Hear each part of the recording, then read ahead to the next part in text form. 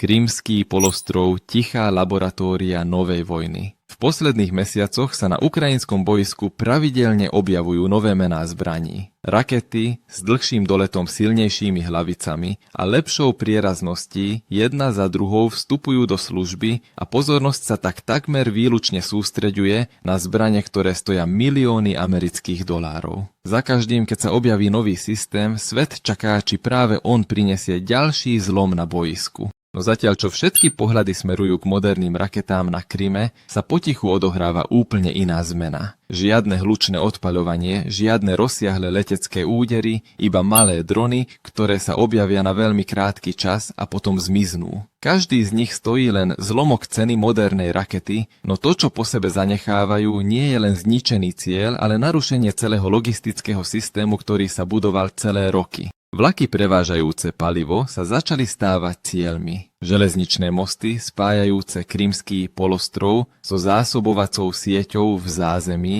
sa jeden po druhom ocitajú pod tlakom. Sklady paliva, prepravné trasy a prekladacie body, ktoré sa predtým takmer neobjavovali v spravodajstve o vojne, sa teraz stávajú miestami, ktoré rozhodujú o rýchlosti fungovania celej ruskej armády na juhu Ukrajiny. Každý úder mierí na iný článok reťaze, no keď sa poskladajú dokopy, vytvárajú úplne iný obraz o tom, ako sa dnes vedie vojna. Ešte pozoruhodnejšie sú samotné drony, ktoré tieto útoky vykonávajú. Už nie sú úplne závislé od riadiaceho signálu, tak ako predchádzajúce generácie. Aj v prostredí silného elektronického rušenia dokáže zariadenie pokračovať v lete na základe vopred naprogramovaných dát, rozpoznávať ciele pomocou obrazu a splniť úlohu bez potreby nepretržitého spojenia s operátorom. Výhoda, ktorá kedysi robila zo systémov elektronického boja dôležitú obrannú vrstvu, prestáva fungovať tak účinne ako predtým. Táto zmena zároveň stavia tradičnú obranu pred novú výzvu. Protivzdušný systém v hodnote miliónov dolárov musí fungovať nepretržite, aby čelil prostriedkom, ktorých jeden let stojí len niekoľko tisíc dolárov.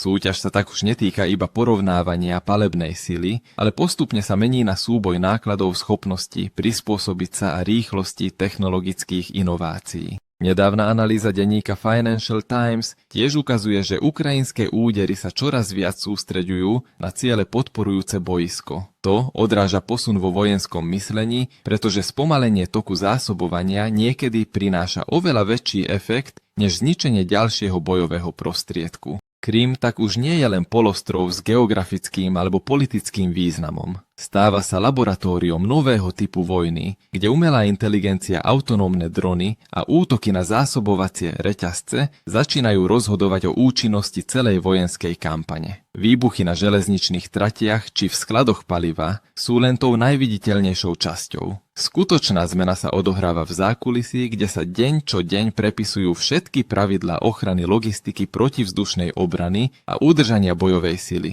Za pár týždňov sa terčom útokov stal celý rad ruských logistických cieľov na Kryme. Vlak s 18 vagónmi, ktorý viezol vyše 1000 tón motorovej nafty a leteckého paliva, bol napadnutý pri prejazde východnou časťou Džankoja, čo spôsobilo dlhotrvajúci požiar a narušilo dôležitú železničnú trasu. Krátko na to bol napadnutý aj železničný most cez Severokrymský kanál, čím sa trasa, ktorá zabezpečovala väčšinu prepravy paliva a vojenskej techniky, musela načas zastaviť kvôli kontrole a oprave. Útoky sa neobmedzili len na železnicu. Drony sa začali objavovať aj pri skladoch paliva, prekladacích staniciach a prepravných trasách spájajúcich Džankoj-Armiansk a Krasnoperekopsk s južnou časťou polostrova. Ešte predtým bola zničená radarová stanica Kasta, 2E2 jeden z dôležitých článkov ruského nízkoletového sledovania, čo oslabilo schopnosť detekcie nízkoletiacich cieľov a vytvorilo medzeru v protivzdušnej sieti tejto oblasti. Ak sa na každý prípad pozrieme samostatne, Škoda vyzerá ako jeden vlak, jeden most alebo jedna radarová stanica. No, keď sa všetky tieto body vynesú na jednu mapu, ukáže sa, že všetky ciele ležia na zásobovacej trase, ktorá privádza palivo a techniku z Krymu k ruským jednotkám na juhu Ukrajiny. To naznačuje, že ťažisko útokov už nie je zničiť čo najviac techniky, ale narušiť tok zásobovania práve v tých bodoch, ktoré sa len ťažko dajú nahradiť. Práve tento trend spomína aj Financial Times vo svojej analýze, podľa ktorej Ukrajina zvyšuje počet útokov na logistické zázemie, sklady paliva a dopravnú sieť Ruska. Keď je každý článok zásobovacieho reťazca nepretržite pod tlakom, náklady na udržanie kampane rastú, aj keď samotný počet zničených cieľov nemusí byť veľký. Útok pri Džankoji zničil 18 vagónov s vyše 1000 tonami motorovej nafty a leteckého paliva, čím sa narušila jedna z najdôležitejších zásobovacích trás Ruska na Kryme. Len niekoľko dní na to bol napadnutý aj železničný most cez Severokrymský kanál, čo prinútilo dočasne zastaviť dopravu na tejto trase kvôli kontrole a oprave. Škody sa netýkajú len zničeného paliva. Keď sa preruší železničná trasa, Rusko je nútené presunúť časť prepravy na cesty. Desiatky cisterien musia prevziať objem paliva, ktorý sa predtým prepravoval vlakmi, čo predlžuje čas zásobovania, zvyšuje prevádzkové náklady a zvyšuje aj potrebu chrániť samotné kolóny. Tlak ešte rastie, keďže oblasti Džankoj, Armiansk a Krasnoperekopsk sa opakovane stávajú horúcimi bodmi útokov. Vždy, keď je ohrozený sklad paliva, vlak alebo most, musí Rusko nasadiť ďalšie sily protivzdušnej obrany a elektronického boja na ich ochranu. Časom to nielen vyčerpáva zdroje, ale núti celý logistický systém fungovať v stave neustáleho narúšania.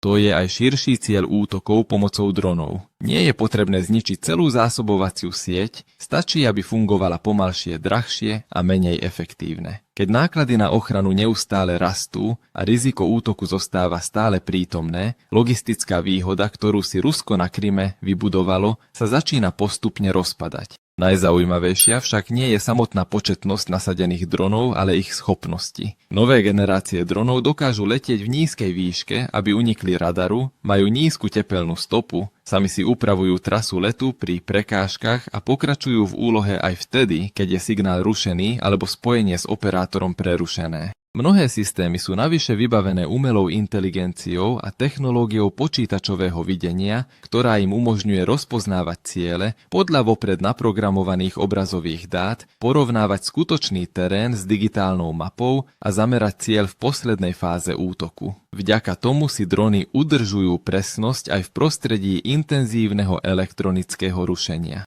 Podľa analýzy magazínu IEEE Spectrum je súčasným trendom dávať dronom čoraz viac samostatnosti namiesto úplnej závislosti od operátora. To znamená, že už neplnia len prieskumné úlohy, ale dokážu spolupracovať pri útokoch, prenikať cez viaceré vrstvy obrany a zasahovať cenné ciele za zlomok nákladov v porovnaní s modernými raketami. Práve kombinácia nízkej ceny autonómie, odolnosti voči rušeniu a vysokej presnosti robí z dronov jednu zo zbraní, ktoré dnes prinášajú najväčšiu zmenu na bojisku. Ak sa vojenská sila kedysi merala počtom tankov, lietadiel či rakiet, útoky na Kryme ukazujú, že čoraz dôležitejším faktorom sa stáva niečo iné, náklady na udržanie vojny. Pri útoku na vlak s palivom pri Džankoji sa celkové náklady na skupinu dronov odhadujú na menej ako $100,000 amerických dolárov. Rusko pritom prišlo o vyše 1000 tón paliva, viaceré vagóny boli zničené. Železničná trasa musela byť dočasne zastavená a bolo potrebné nasadiť ďalšie sily na ochranu celej oblasti. Priame aj nepriame škody sa odhadujú na desiatky miliónov amerických dolárov.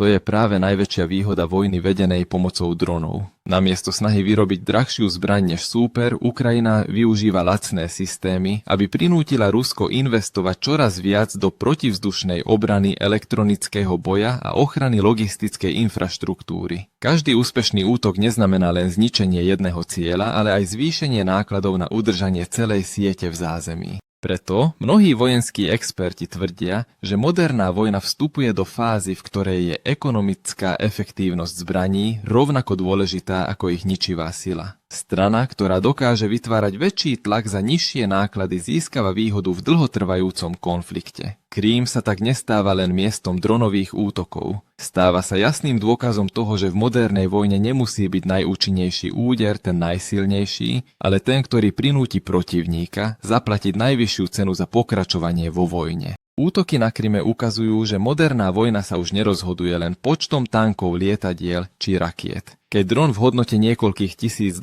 dokáže zničiť vlak s viac než 1000 tonami paliva, narušiť strategickú železničnú trasu a prinútiť protivníka minúť desiatky miliónov dolárov na opravy a posilnenie obrany, rovnováha nákladov na bojsku sa začína meniť. Ešte dôležitejšie je, že tieto útoky ukazujú, že cieľom už nie je za každú cenu získať územie. Namiesto toho ide o oslabenie schopnosti protivníka udržať vojnu prerušením dodávok paliva, predĺžovaním zásobovacích trás a nútením logistického systému fungovať v neustálom ohrození. Keď sa zásobovací reťazec stáva krehkým, výhoda v počte vojakov či palebnej sile sa už nedá naplno využiť. Krím tak odráža širší trend vojny 21.